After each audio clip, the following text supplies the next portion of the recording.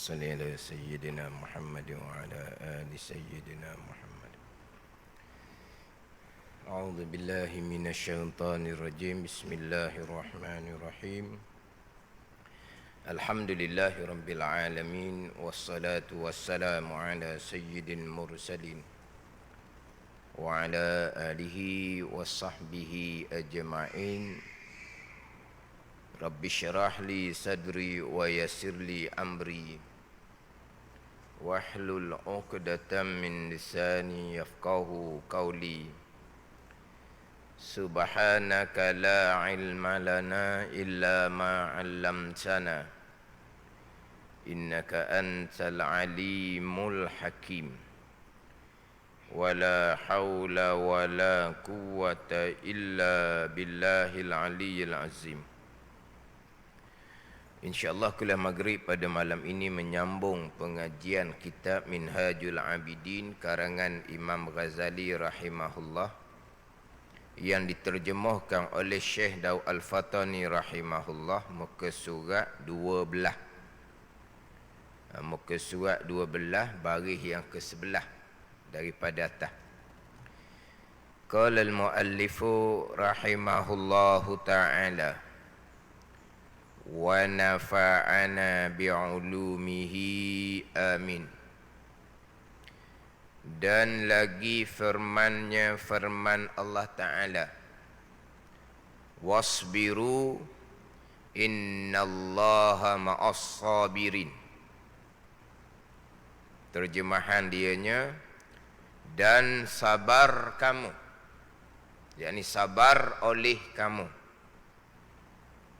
bahawasanya, yakni kerana bahawasanya Allah Ta'ala, Allah Subhanahu wa Ta'ala serta orang yang sabar. Ini sambungan beberapa kefarduan daripada ketaatan batin yang dinaskan oleh Allah Subhanahu wa Ta'ala di dalam Al-Quranul Karim.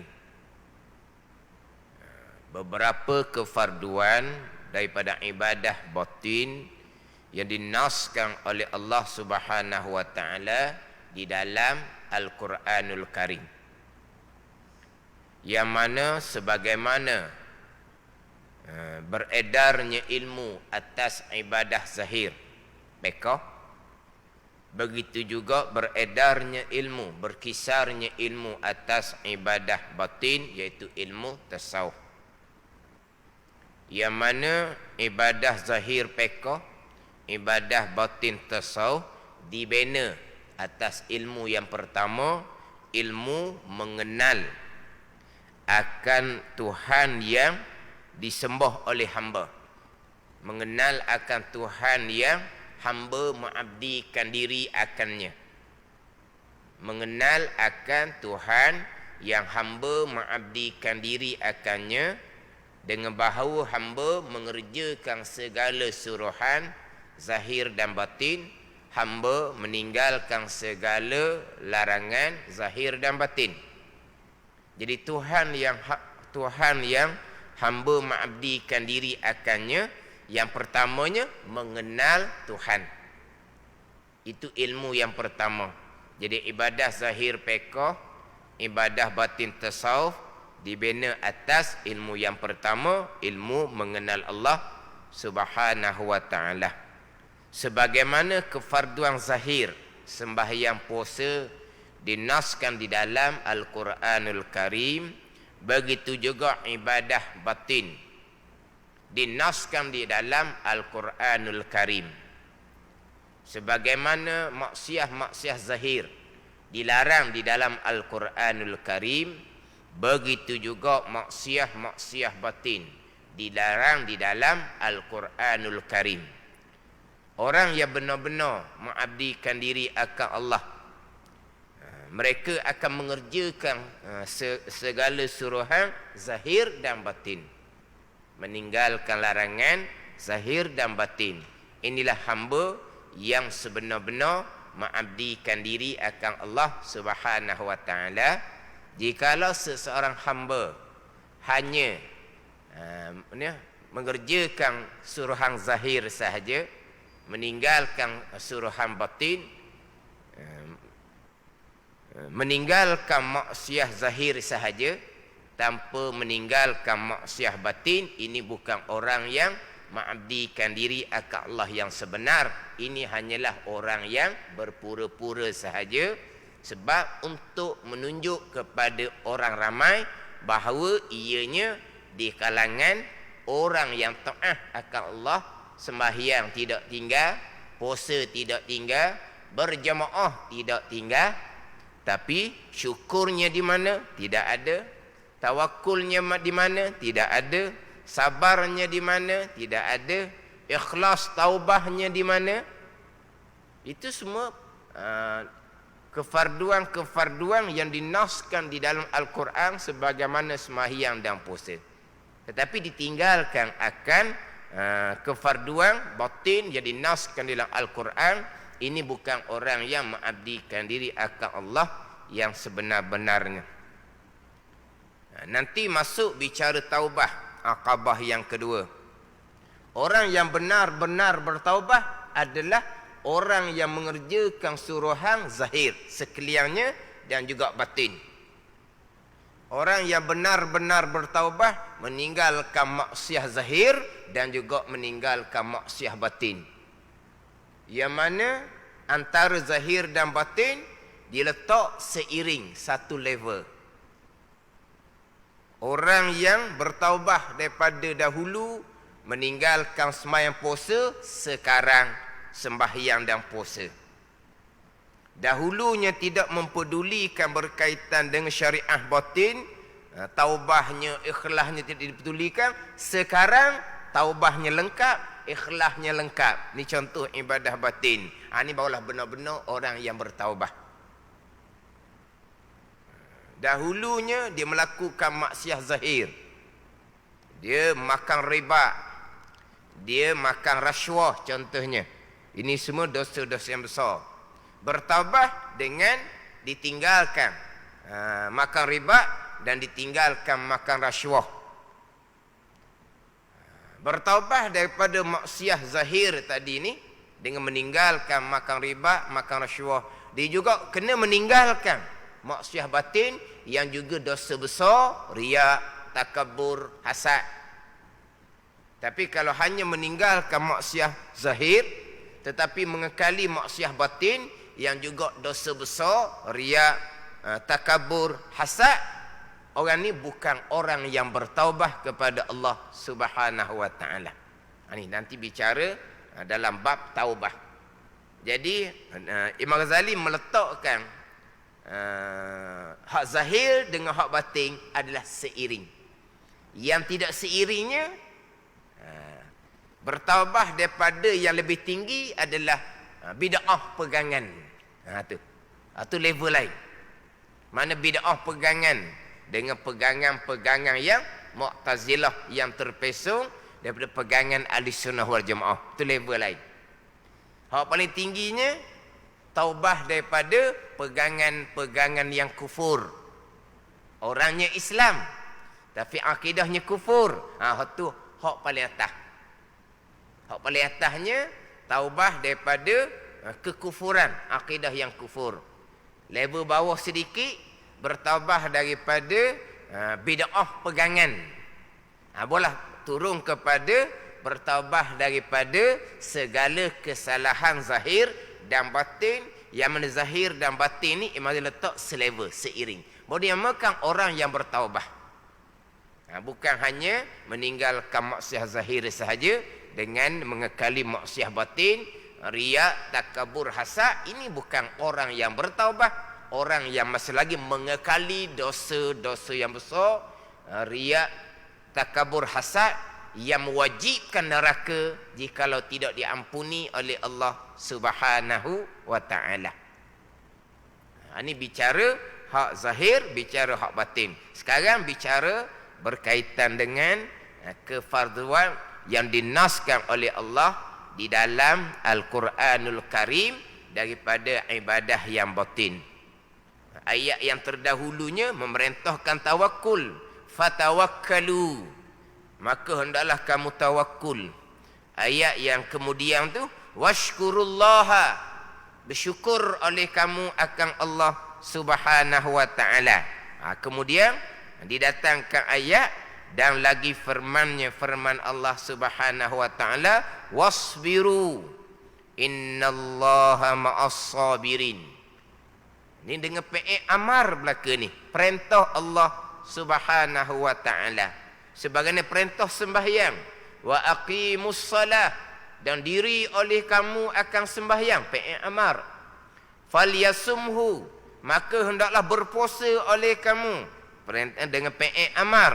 Jadi perintah tawakul pun dengan PE amar, perintah syukur pun dengan PE amar, perintah sabar pun dengan PE amar. Perintah yang dinaskan di dalam Al-Quranul Karim. Dan sabar kamu bahawasanya, yakni kerana bahawasanya Allah Subhanahu wa taala serta orang yang sabar. Allah perintah sembahyang, Allah perintah puasa. Kita nak sembahyang, kita nak puasa, kena belajarlah berkaitan dengan sembahyang puasa. Allah perintah tawakul, kena belajarlah apa dia pengertian tawakul. Allah perintah syukur, kena belajarlah apa dia syukur. Syukur ni alhamdulillah lah, itu zikir lisan, itu zahir. Ada ni, alhamdulillah tu zikir lisan, sunat. Bersyukur ni wajib dan ibadah hati, ibadah batin. Alhamdulillah sunat, ibadah zahir. Ada ni, mulut alhamdulillah, hati bersyukur ke tidak? Apa makna syukur? Ni kena ngaji satu-satu lah. Contoh, dahulu didatangkan contoh ibadah batinnya adalah taubah. Saya bicara panjang tu berkaitan dengan taubah. Dalam kitab Minhajul Abidin, selepas habis bicara aqabah ilmu, bonggok yang pertama dia masuk pula bicara aqabah taubah. Saya bicara panjang dah taubah, dah didatangkan contoh daripada ibadah batin, di antaranya taubah. Taubah ibadah batin, wajib ijma' ulama. Astaghfirullahalazim, astaghfirullahalazim, itu zikir lisan, hukumnya sunat. Jadi taubah bukan astaghfirullahalazim, sebab astaghfirullahalazim hukumnya sunat, ibadah zahir. Taubah wajib ijma' ulama, ibadah batin. Sama juga syukur wajib, ibadah batin. Alhamdulillah sunat, ibadah zahir. Ni kadang-kadang tak kena sangatlah diingat ke syukur ni alhamdulillah. Ingat taubah ni perbanyakkan istighfar. Perbanyakkan istighfar hukumnya sunat. Sentiasa bertaubah hukumnya wajib. Tapi jangan salah faham di sini. Bukan menafikan zikir yang disunatkan alhamdulillah.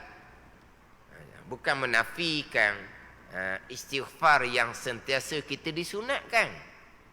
Tapi kena faham, alhamdulillah itu bukan syukur. Syukur ibadah batin. Astaghfirullah itu bukan taubah. Taubah ibadah batin. Jadi apa dia syukur, apa dia taubah, ini semua di antara ilmu fardu ain daripada ibadah batin, ilmu tasawuf. Bukan hanya sebut perkataan syukur, bukan hanya sebut perkataan taubah. Akhirnya tak kena pun apa dia syukur, maka syukurnya dikatakan alhamdulillah. Tak kenal apa dia taubah, akhirnya taubahnya adalah istighfar. Apa taubah laginya? Perbanyakkan semayang sunat taubah. Semayang sunat taubah tu pekoh. Itu bukan ibadah batin, itu ibadah zahir. Semayang sunat taubah pula, lah hukumnya maklumlah sunat lah. Panggil pun semayang sunat taubah. Hukumnya sunat. Taubah ibadah batin, ibadah hati, amalan hati yang wajib ijma' ulama. Perbanyakkan semayang sunat taubah tu memanglah disunatkan. Tak dinafikan di situ. Tapi itu bukan taubah. Taubah ada syarat dia, ada rukun dia. Taubah daripada dosa mana? Dosa kita dengan Allah. Ada 3 rukun. Dosa kita dengan Allah kerana meninggalkan kefarduan. Ada 4 rukun. Dosa kita dengan Allah, kesalahan yang berkait sesama anak Adam. Ada 4 rukun. Hak ni hak fardu ain kena belajar. Yang mana rukun-rukun taubah ini berkait dengan hati. Sebab taubah adalah ibadah batin, ibadah hati, amalan hati. Bukan semayang sunat taubah. Faham? Taubah ialah semayang sunat taubah, jauh sangat tu. Tapi tadilah jangan salah faham. Bukan menafikan hukum sunat.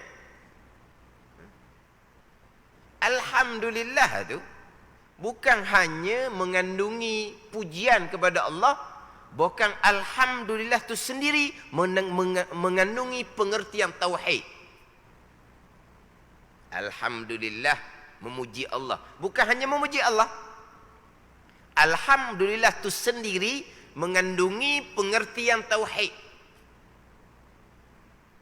Sehingga kan ada setengah ulama, tapi jumhur kebanyakan ulama, selebih-lebih zikir, kita maklumlah, la ilaha illallah.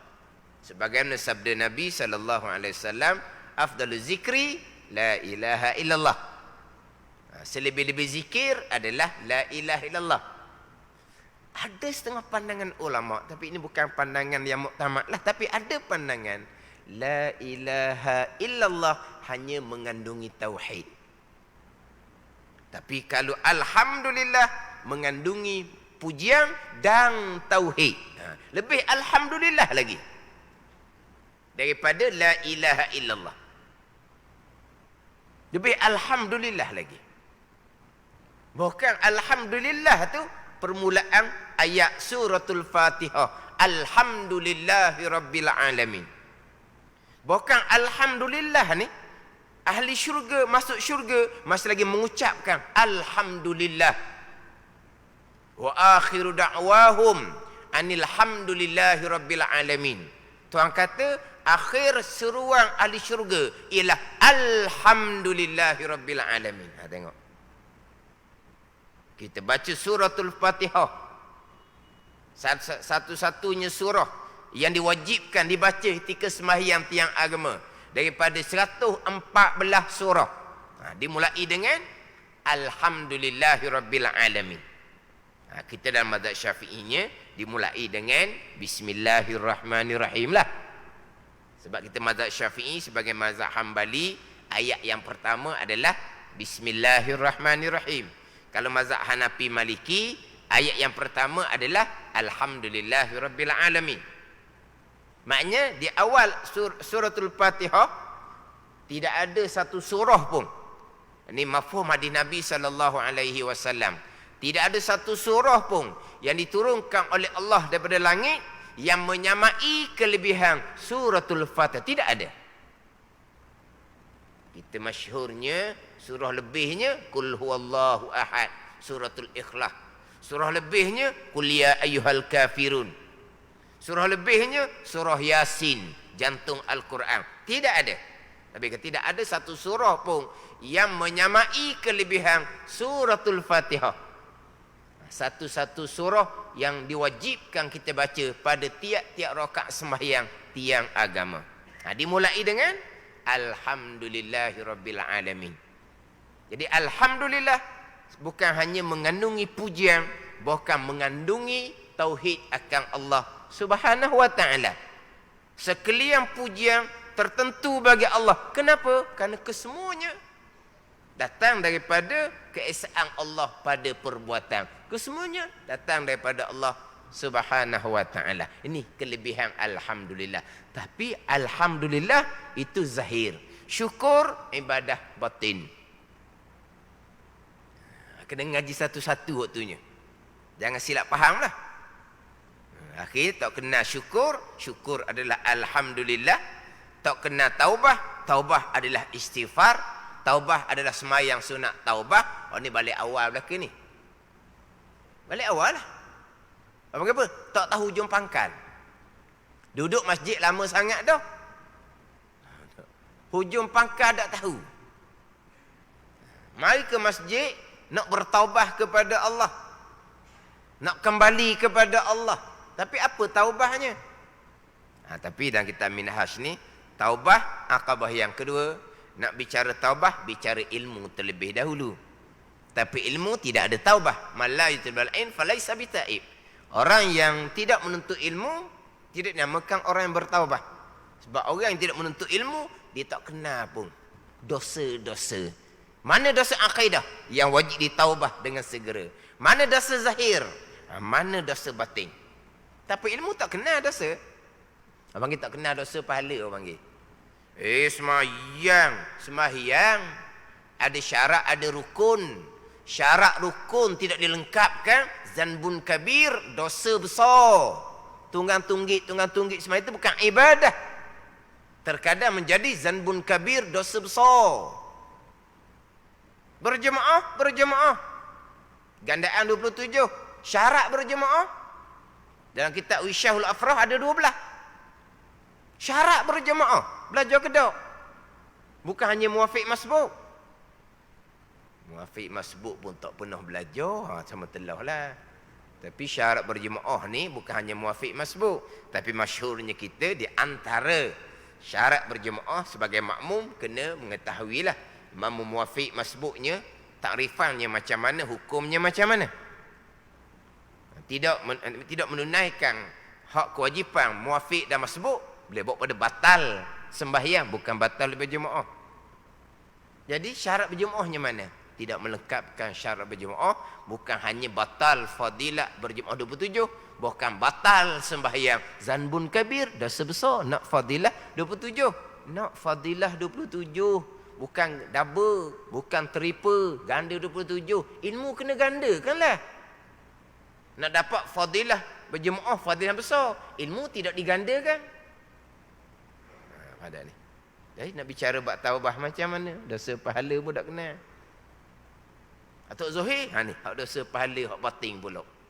Kena kenal dosa pahala batin pula.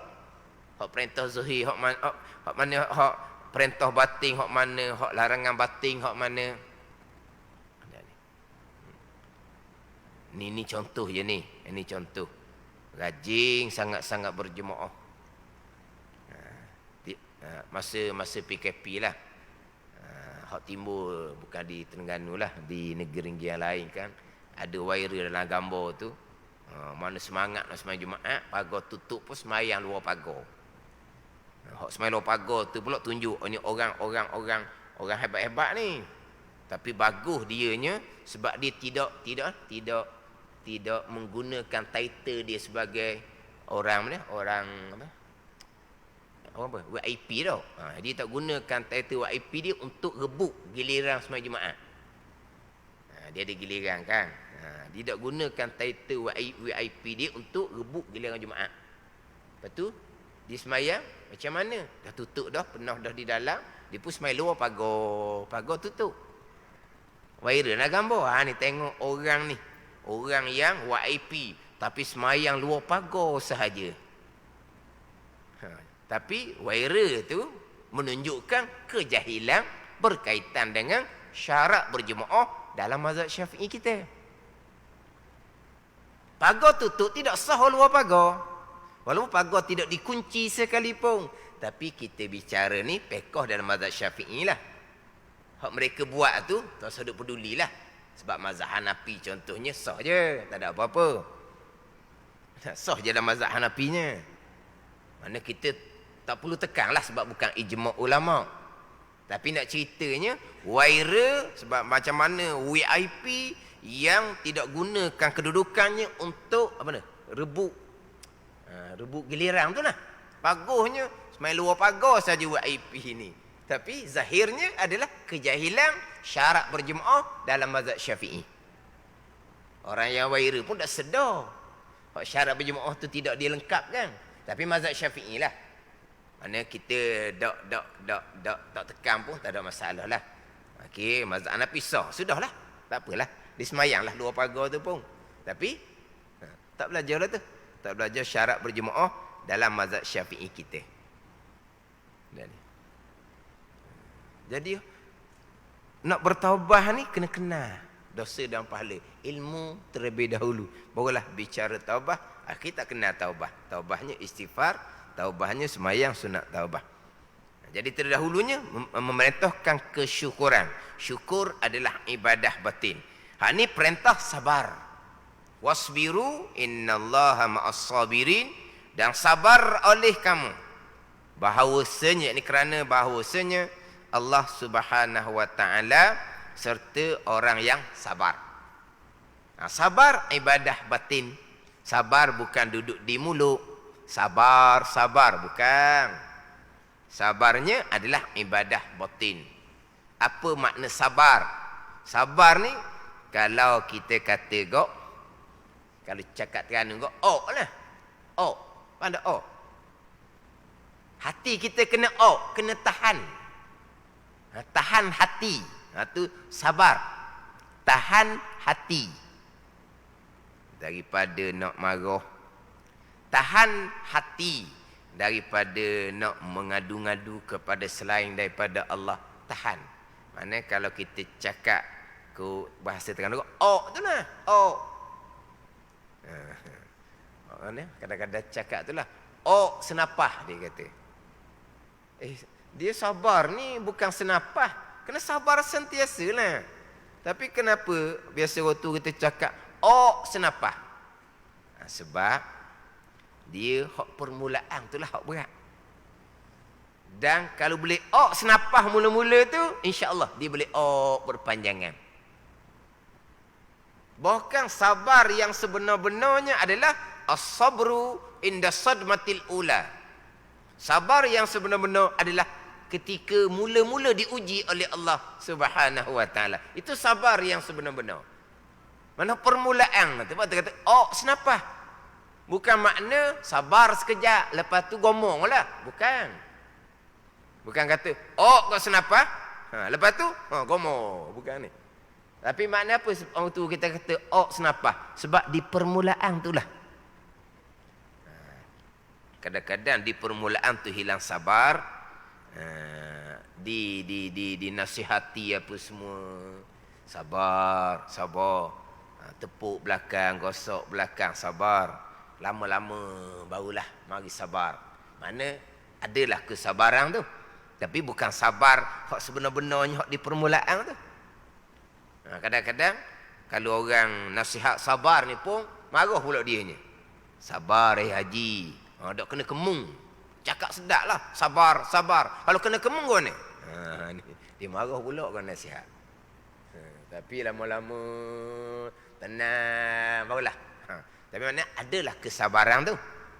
Tapi nak timbul tu lambat. Sabar adalah alamat iman. As-sabru nisful iman. Sabar adalah sebahagian daripada iman. Al-iman nisfani. Nisfun fi syukri wa nisfun fi sabri. Iman ada dua bahagian. Satu bahagian pada syukur dan satu bahagian pada sabar. Nisfun fi syukri wa nisfun fi sabri. Dua. Sebahagiannya pada syukur, sebahagiannya pada sabar. Yang mana dalam Al-Quran lebih daripada 90 tempat cerita berkaitan dengan sabar.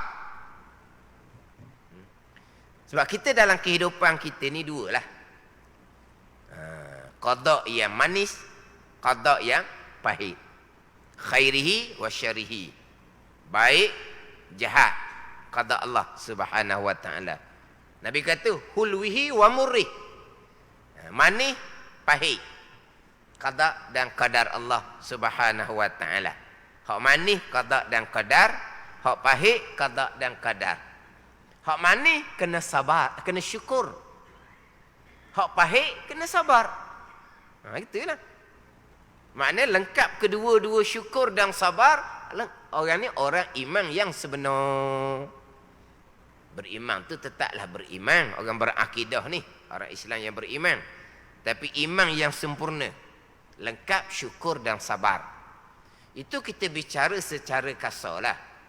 Dia syukur satu, sabar satu ni dia bukan hanya syukur pada qada yang manis sahaja.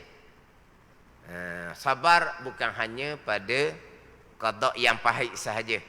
Bahkan pada qada yang manis, di situ ada syukur, di situ ada sabar. Qada yang pahit pun di situ ada syukur, di situ ada sabar. Qada yang manis, kita faham dah qada yang manis ni. Dengan kesenangan, contohnya lah. Itu qada yang manis. Syukurlah kepada Allah. Dan sabar. Apa makna sabar? Tahan diri daripada menggunakan nikmat Allah kepada jalan yang tidak diredai oleh Allah. Tahan diri. Sebab apa? Apabila kita ni hidup dalam kesenangan, jadi untuk melakukan perkara yang dilarang, terbuka. Sebab kita dalam keadaan kesenangan. Sabar. Jangan gunakan kesenangan tadi pada perkara yang tidak diredai oleh Allah. Jadi pada qada yang manis ni bukan hanya syukur, bahkan di situ ada sabar. Begitu juga qada yang pahit. Hak sabar jelas. Hati, tahan hati. Itu semua ujian daripada Allah. Syukurnya di mana? Syukurnya ujian Allah itu hikmah dia cukup besar. Ujian Allah tu untuk menginsafkan kita, untuk menyedarkan kita, untuk mengampuni dosa kita, untuk mengangkatkan darajah kita. Syukur. Ada ni. Sebab terkadang tanpa diuji dengan musibah, kita terkadang jadi tidak ada keinsafan diri, tidak ada kesedaran diri. Tapi dengan musibah tadi timbul keinsafan diri, kesedaran diri. Dan dengan musibah tadi Allah nak mengkifaratkan dosa kita. Allah nak menghapuskan dosa kita, dan dengan musibah tadi Allah nak mengangkat darajah kita. Dari sudut tu kita kena bersyukur atas musibah qada yang pahit yang diqadakan oleh Allah Subhanahu wa taala. Jadi kehidupan kita sama ada qada yang manis ataupun qada yang pahit. Di situ ada dua, iaitu syukur dan sabar. Al-imanu nisfan, nisfun fi syukri wa nisfun fi sabri. Iman ada dua bahagian, setengahnya pada syukur dan setengahnya pada sabar. Kemudian dia berkaitan dengan sabar ni, ada sabar yang fardu ain kepada kita, ada sabar yang hukumnya adalah sunat. Itu dibicara panjang lah. Sebab tu kata kita bukan hanya ketaatan batin ni sebut perkataan nama saja, bukan. Kena belajar satu-satu. Kena belajar satu-satu. Macam beginilah. Contoh ni lah. Berakidah dengan akidah ahli sunnah wal jamaah. Jangan berakidah dengan akidah Mu'tazilah. Belajarlah mana dia akidah ahli sunnah. Mana akidah Mu'tazilah, kena belajar molek lah. Jangan hanya sebut saja. Sebut saja tak cukup tu. Kita kena pastikan kita ni akidah ahli sunnah wal jamaah. Mana pengajian akidah ahli sunnah wal jamaah? Samalah. Kita kena sembahyang lengkap syarat dan rukun. Ajarlah syarat dan rukun tu. Bukan ceramah saja. Ni kita buat ibadah ni, kena ikhlas. Apa semua. Ceritalah. Ikhlas tu apa dia? Beribadah kerana Allah. Tu rekah barunya. Panjang lagi bicara dianya. Dalam ibadah jangan riak. Apa dia riak? Kena orang molek lah. Itu contoh dalam kitab Penawar Bagi Hati lah. Penawar Bagi Hati, 10 sifat kecelaan, 10 sifat kepujian, dia halusi satu. Itu fardu ain kepada kita. Bukan hanya, kami sentiasa berceramah, cerita bab sabar, cerita bab syukur, cerita bab tawakul, bab ikhlas. Tak fardu ain lagi ke? Tak, itu kan fardu ain. Kita hanya sebut tajuk baru. Kita hanya sebut tajuk. Fardu ainnya kena belajar tiap-tiap satu. Daripada 10 sifat kecelaan dalam kitab Penawar Bagi Hati dan 10 sifat kepujian dalam kitab Penawar Bagi Hati. Kena belajar satu-satu. Untuk fardu ain kepada kita bukan hanya berceramah, cerita bab tajuk sifat yang kecelaan, cerita bab sifat kepujian. Berkaitan dengan ibadah batin ni berpanjangan. Dia tak sama dengan ibadah zahir. Ibadah zahir, sembahyang tu berpanjanganlah selagi berakal. Sebab tu tiang agama. Puasa sampai satu tahap gugur kewajipan puasa. Gugur kewajipan puasa. Diganti dengan fidyah. Orang sakit yang kritikal, orang tua yang mudarat kalau berpuasa, dia ada sakat dia. Ada ketikanya gugur kewajipan puasa. Semayang tiang agama. Selagi berakal, selagi itu kekal kewajipan semayang. Ketaatan batin ni kekal sampai ke mati. Kekal sampai ke mati. Maknanya kalau kemudian diuji oleh Allah Subhanahu wa taala dengan keuzuran. Diuji dengan keuzuran. Terlantar. Yang mana segala-galanya diuruskan oleh orang. Sini ni. Sabarnya di mana? Kesyukurannya di mana? Apa syukurnya? Tuhan nak kifaratkan dosa. Tuhan nak matikan dalam keadaan dosa telah dihapuskan oleh Allah Subhanahu wa taala. Kena perbanyakkan kesyukuran. Ada ni. Hak sabar tu tetap dah. Dia kena dalam keadaan sentiasa sabar. Maknanya orang yang diuji dengan keuzuran tadi ni boleh pahala wajib yang berpanjangan. Dia sentiasa sabar, redha sampai ke mati. Makna sabar pahala wajib. Mana pahala wajib berpanjangan. Redha dengan ujian Allah pahala wajib. Pahala wajib yang berpanjangan. Ada sampai ke mati. Hak ketaatan batin. Ketaatan zahir ada ketika-ketika gugur kewajipan. Kalau dalam keadaan terlantar contohnya. Ada ni. Hati kenilah ujian yang besar. Sabar ke tak sabar dengan ujian Allah Subhanahu wa taala. Hati keni kadang-kadang zahirlah. Dalam mangsa seorang kuat ataupun tidak. Kalau hak dalaman kuat dengan ujian terlantar contohnya, tenang dia. Tenang dia. Maknanya anak cucu yang duduk cara tu pula senang je.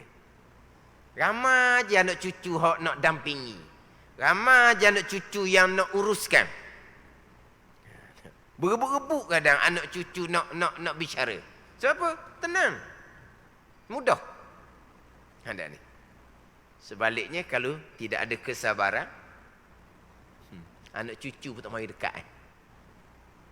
Anak-anak pun kadang-kadang masing-masing apa? Susuk kepala, lari ekor ke benda betul? Yalah. Dah lama dah ni duduk sini ni. Bila lagi mau nak ambil kerja banyak. Allah banyak alasan. Apa panggil? Susuk kepala. Ke susuk ekor. Hak nak lari ni apa panggil apa ni? Kenapa begitu?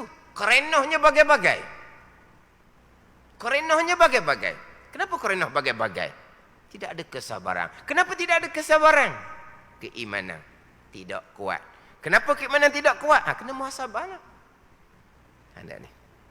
Ini kata qanaatan batin, contohnya sabar kita bicara di sini sampai ke mati. Ini di antara beberapa kefarduan yang dinaskan di dalam Al-Quranul Karim daripada kefarduan ibadah batin. Dan lagi firman Allah Ta'ala, wa tabattal ilaihi tabtila, dan putuskan olehmu kepada Allah akan sebagai putus, yakni ikhlas olehmu kepada Allah akan sebagai ikhlas. Ikhlas pun di antara kefarduan ibadah batin yang dinaskan oleh Allah Subhanahu wa taala di dalam Al-Quranul Karim. Wallahu a'lam. Bismillahirrahmanirrahim. Alhamdulillahirabbil alamin. Wassalatu wassalamu ala sayyidil mursalin wa ala alihi wa sahbihi ajma'in. Allahumma iftah alaina futuhal arifin. Allahumma allimna ilma akadamin wa fahimna famas sabiqin warzuqna ruqat talibin. Allahumma zidna ilman wa alhiqna bis salihin. Wa sallallahu ala sayyidina Muhammad wa ala alihi wa sahbihi wa sallam. Walhamdulillahi rabbil alamin.